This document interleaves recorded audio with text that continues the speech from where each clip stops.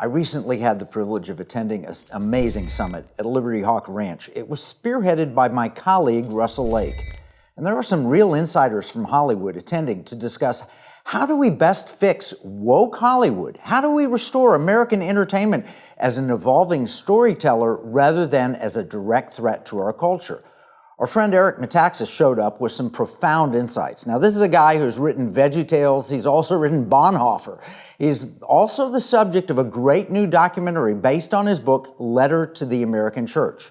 And also attending with Eric was half of a dynamic duo that produced, wrote, and directed the documentary, Simone Alex.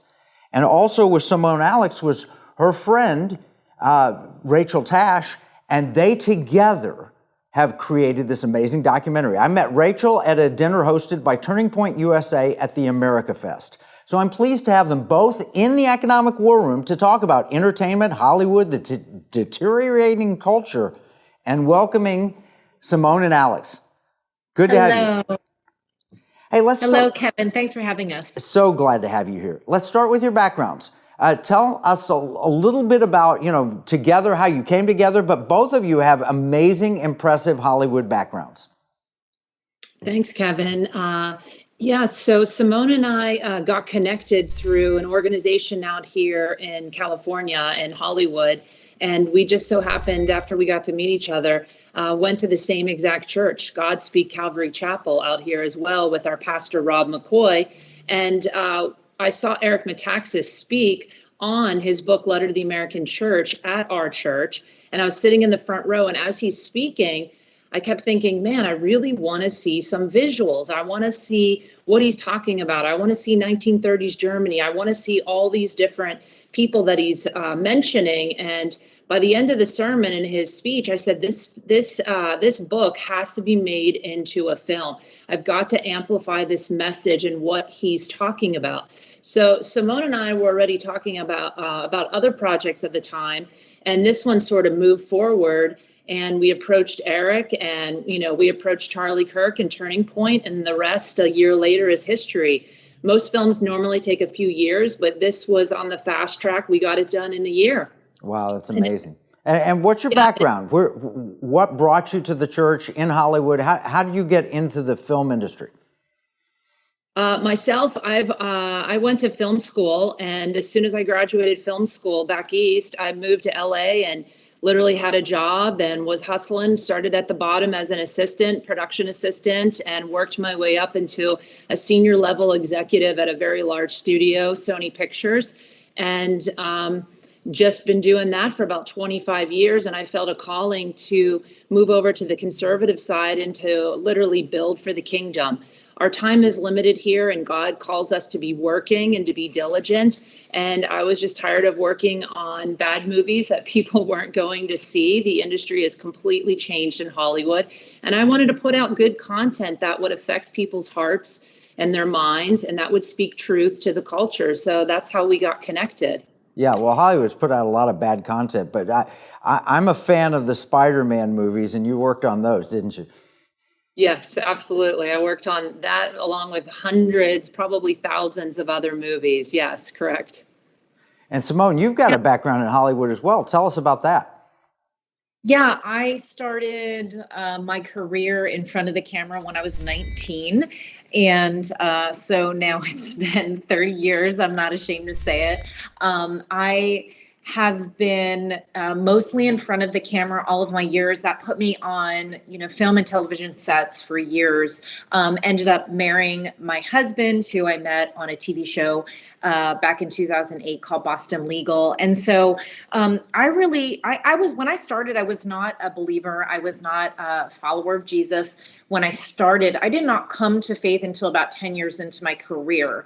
And at that time, so I had experienced everything. I basically had drank the Kool-Aid of Hollywood and sort of even just the excitement of being an actress and a model. And when I came to the Lord, things really shifted for me. I stepped away from Hollywood. I went into ministry for a season. I shared my testimony across the country with thousands of young girls.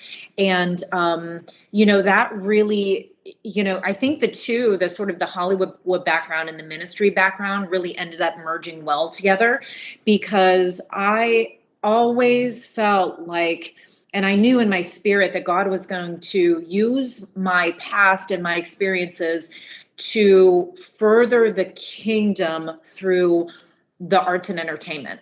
And so I did go back to Hollywood for a season, and was there to be salt and light on the sets. I mean, God does place people there to share the gospel, to bring joy, to pray for people and all of that. And I certainly did that. But I think it was during the pandemic, about 2020, when I really felt God shifting me, sort of like a sharp right-hand turn. And Rachel and I were one of the ones who had been in Hollywood and experienced Hollywood in a way that we were just done with seeing how everything, lined up with the pandemic, and there were vaccine mandates and mask mandates. And I mean, it was almost like Hollywood was woke, but then they went 100 times more woke during the pandemic. Well, I didn't feel like Hollywood was trying to destroy our values directly. I thought it was an indirect, it was a softer approach and so forth. But you've seen a change, both of you, through the studio system. Over time, you've seen a dramatic change in what's taken place in what we call entertainment, right? Yeah, absolutely. There's a real shift towards the DEI, diversity, equity, inclusion, but we're seeing that across all corporations, and we're seeing what a horrible effect it's having. We're not hiring people based on their ability. We're hiring them based on their melanin content, as Pastor Rob would say of our church. So we really, as a culture, have shifted pretty far in the opposite direction. The goal is for this film to wake people up, to awaken the church, to get them to engage. We've been asleep at the wheel for quite a long time, Kevin, and we need to get back in and engage and take back this country and the liberties that we were founded on. Well, I got to see a screening of it. It's a powerful film. The book is amazing, too, and Eric's amazing. But what you've done, I think the term you used was visual, and it allowed me to visualize what was happening in 1930s Germany and then compare it to what's happening immediately in front of us today. Absolutely. The film really lays out the parallel, starting in 1930s Germany, and then we go into what Mao did in China, what Stalin did, and then we bring it into the modern culture and how cultural Marxism has completely taken over America and the church. So you will see the whole history of everything. Same tactics and same things that were used back then are being used today. Well, we're going to need to take a break. When we come back, I want to show a trailer for the film, and I want to encourage every one of our audience members to find it and watch it. In uncertain times, finding stability in the economy can feel challenging. But what if you could navigate economic volatility while honoring your biblical values? At Timothy Plan, they believe this balance is possible. Timothy Plan filters its volatility-weighted ETFs and family of mutual funds through a biblical pro-life and pro-family lens, so you can see competitive returns and moral responsibility, helping you to weather the economic storms. With Timothy Plan, align your investments with your values while adapting to our ever-changing culture. Since 1994, Timothy Plan has been recognized leader in biblically responsible investing.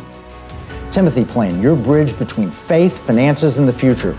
Visit timothyplan.com or call 1-800-TIM-PLAN or 1-800-846-7526. Investing includes risk, including possible loss of principal. Before investing, carefully consider a fund's investment objectives, risks, charges, and expenses contained in the prospectus available at timothyplan.com. I'm Kevin Sorbo. When you spend money, you consider who you're buying from and the causes they support. If you don't, then you're likely supporting companies that are trying to destroy our country and take away our freedoms. Patriot Mobile is America's only Christian conservative wireless provider. They're a cell phone company and a good one. They offer nationwide coverage on the best 4G and 5G networks along with 100% US-based customer support. But here's the deal. Patriot Mobile's mission has nothing to do with cell phones. They carry out their mission by giving back millions of dollars every year to Christian conservative causes that are actively engaged in the fight to save America. Voting is no longer enough to beat the woke. We have to band together, support like-minded companies, and vote with our dollars. That's how we win. Stop supporting companies that want to destroy America and join Patriot Mobile today by visiting patriotmobile.com or call 972-PATRIOT. We're talking with Simone Alex and Rachel Tash about a film that's based on this amazing book, Letter to the American Church. And they put it in visual form because a lot of people don't visualize when they're reading as well as watching. And that's kind of a sad thing about our society, but it's true. And it helped me. I mean, I'm guilty too. When I read the book, we've had Eric on the program, but when I saw the movie, it really hit home. So tell us a little more about what drove you to make this film. Well, Rachel had heard a sermon or a teaching by Eric Metaxas about the book.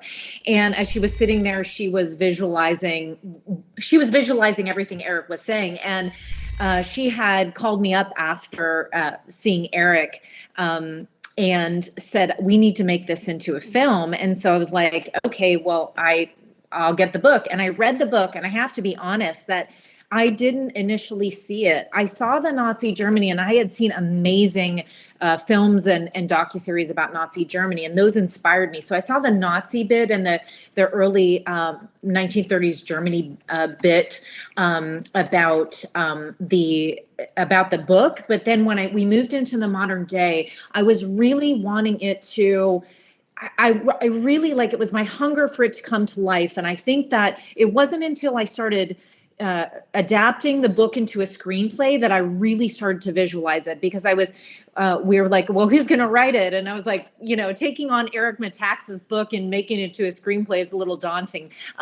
But as I was doing that, it really started to come to life. And then, everybody, Kevin, everybody is on social media today. So everything moves really fast. And, what we really wanted to do was bring this sort of as if you're almost scrolling on social media and seeing it, because that's where everybody is getting their news right now. They're either on Facebook or Instagram or Twitter, and it's a fast pace. You might get one bit here and one bit there. And so we really wanted to bring that into life, and with graphics and visuals, and really the stories told where, say, the progressive left and the far right and everybody in between cannot deny what is coming out of people's mouths, whether it's Joe Biden or Kamala Harris or whoever. We have clips of Dylan Mulvaney, who is the trans person who was propped up for the Bud Light with the Bud Light.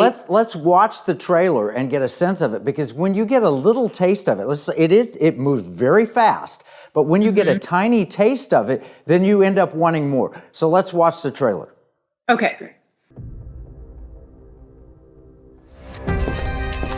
I'm convinced that the American church has arrived at a significant moment of truth.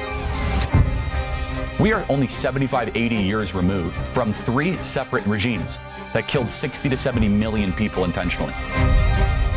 The parallels with where the American church is now to where the German church stood in the face of the Nazi regime are unavoidable and grim.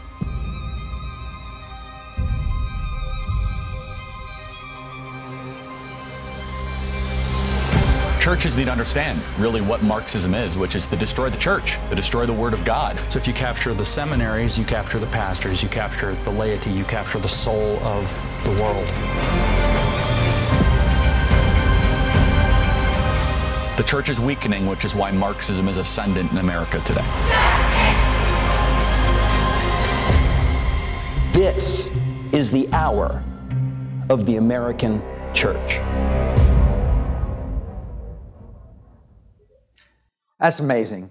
And here's the hard part, though. How do you get Americans to watch it? I remember I watched Free to Choose by Milton Friedman in church. That was my Sunday night church for 8 weeks my parents drugged me to, and I loved it, and I'm thankful for it. How do we get this word out so people can see this film? Well, we're on social media. The film is streaming right now on Epic TV on part of the Epic Times news channel and part of their website. It is also free for churches to screen it, or organizations. They can go to our website, lettertotheamericanchurch.com, same name as the book and the film, and they can sign up to have a free screening at their church or organization anywhere in the country. We're offering that to everybody all over so people can see it and engage. It's a powerful stand against Marxism in this country, and it's a wake-up call to the church to engage and to be active. Now, did you have any challenges when you were putting it together? Because Marxism isn't a dirty word anymore. People think of it as a positive thing. Most young people have a favorable view about Marxism. What were your challenges to bring this to life? Yeah, you'll see that in the film. We do lay out what is happening, the indoctrination in the colleges and, starting in the schools as young as kindergarten and elementary. We did face a lot of obstacles, a lot of battles, some people dropping out, scheduling conflicts, a lot of physical things happened. But, we gave this film to God a long time ago, and he, pushed it through and got us to make it in a very fast time. I mean, like I said, we did this in under a year, which doesn't normally happen with the documentary, but we had a great team behind us, and there was a lot of challenges, too many to go over on this time, but that could be for a later date. But we prevailed, and the film is out, and we hope that it spreads far and wide. We encourage people to get activated, go online, spread it, talk about it, get the book, read it. There's a study guide as well. So that's what we're doing on our end. We asked some crew members to work on the film, and there were people who said no to the content, that they were Hollywood professionals and they didn't want to tarnish their reputation by working on the film. So that's how and they were Christians. So that's how deeply embedded this Marxism in. They don't want to get canceled in Hollywood. They don't want to lose their jobs. So they wouldn't do it. Think how things have shifted. Remember, they were going to out the communists back in the 30s and the 40s and the 50s. Now the Christians have to go into hiding because you can't be a part of Hollywood and be Christian, can you? Yeah, let alone be a conservative. It's a very liberal, left-leaning place. Well, what was your biggest aha moment from the film? What was when you saw somebody say something or you read something? What was it? It's like, oh my gosh, we've got to get this on film. I was really impacted by the comparison to the Chinese Revolution and how Mao divided the Chinese in identity politics. And Dr. James Lindsay lays that out very clearly. And when he laid it out, and you see visually it laid out that with and parallel that to BLM and LGBTQ, it's like, wow, when you see it, it's a whole different ballgame. It's to see the historical images and the current images, you literally can see them flashing side by side and they look exactly the same. Wow, James Lindsay, Eric Metaxas, and so many others. We're going to need to take another break. When we come back, let's talk about some of the incredible people you've included in this amazing film. Oh, hi, I'm Kevin Sorbo, and I'm here to tell you about coffee. Well, not really, but I'm going to use coffee to illustrate my point. Here we have several different coffees, each with its own unique characteristics. First, we have instant coffee. This coffee pretends to be coffee, but it's not really coffee at all. It's a fraud. Plus, it tastes terrible. I'm out. Next, we have woke coffee. Their coffee actually tastes pretty good, until you find out that when you drink it, you have to admit that you've oppressed other coffees in the past. Insanity. I'm out. Next, we have big tech coffee. Now, these guys used to encourage folks to share with others what they thought about their coffee. But now, if you say you don't like big tech coffee, they'll take away your coffee pot. I'm out. This brings us to Patriot Mobile Coffee, right? This is one big cup of truth and freedom. There's no fraud here. Patriot Mobile is America's real Christian conservative wireless provider.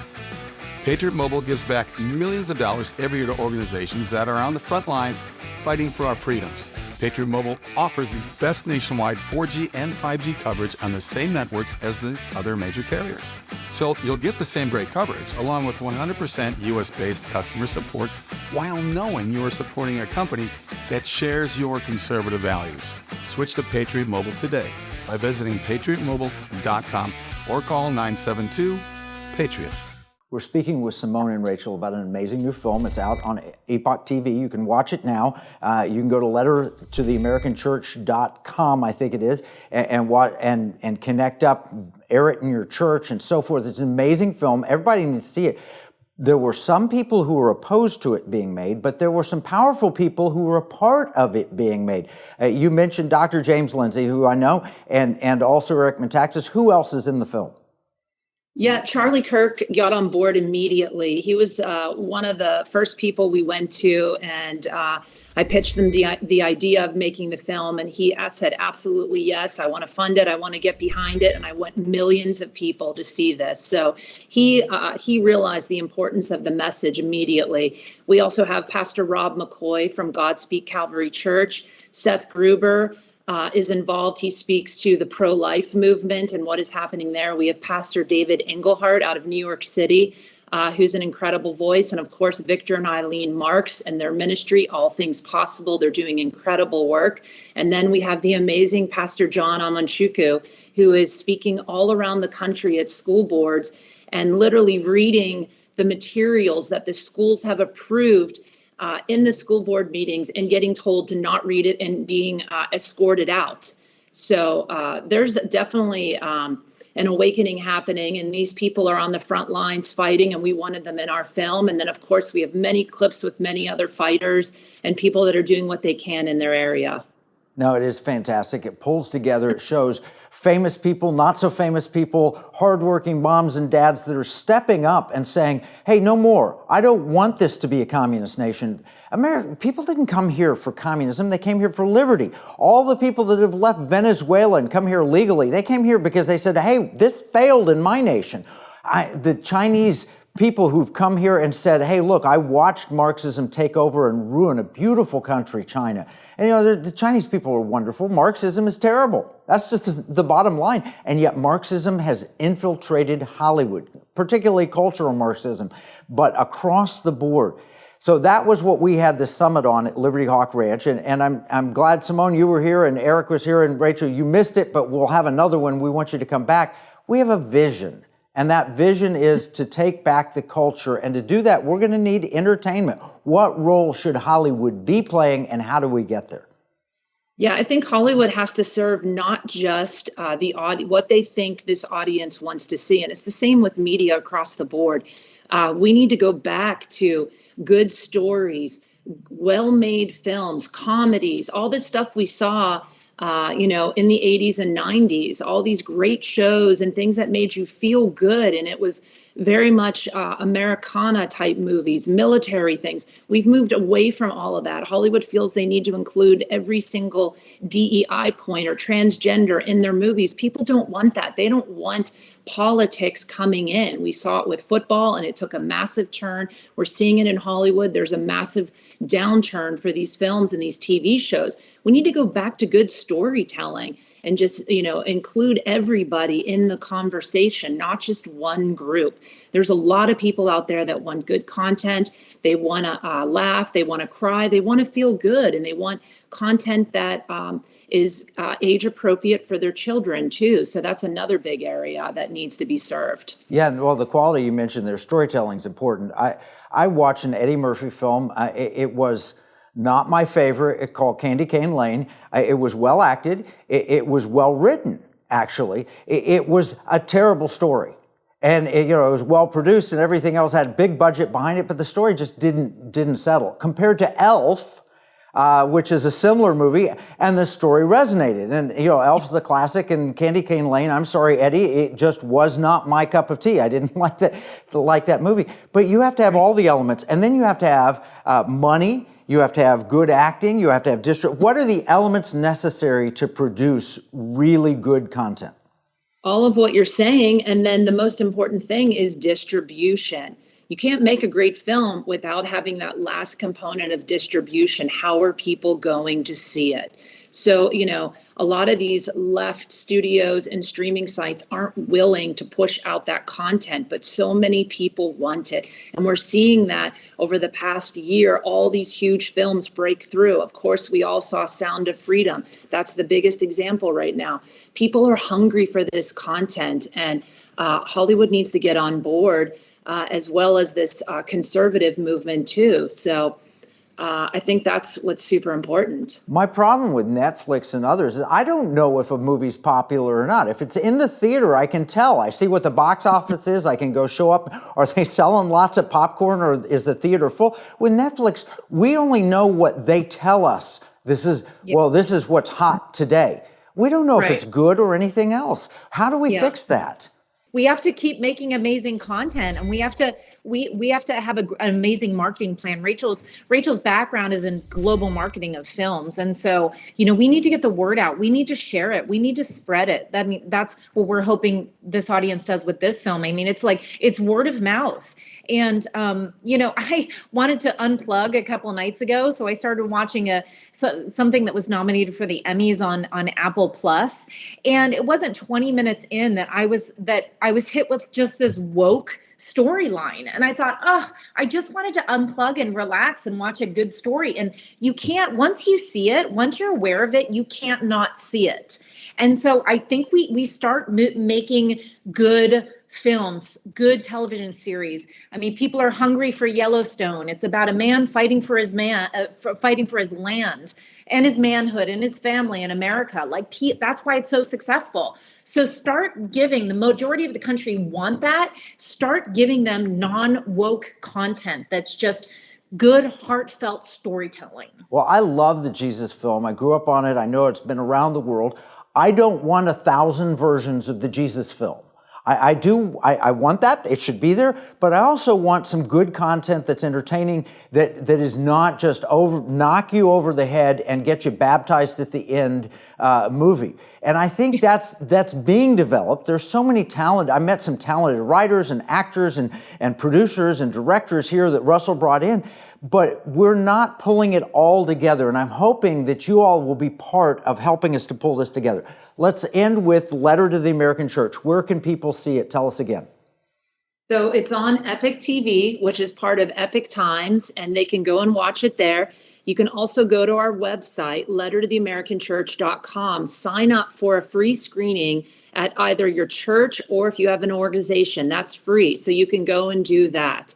And then we'll have DVDs and a digital download available very soon as well. Thank you so much, Simone and Rachel. Hey, look, this is a film. We've got an opportunity to make this known. We've got an opportunity to support really good content, and it's powerful. And we're going to put all of this in our free economic battle plan at economicwarroom.com. Remember, what we see as a marketplace, our enemies view as a battle space. This is Kevin Freeman from the Economic War Room.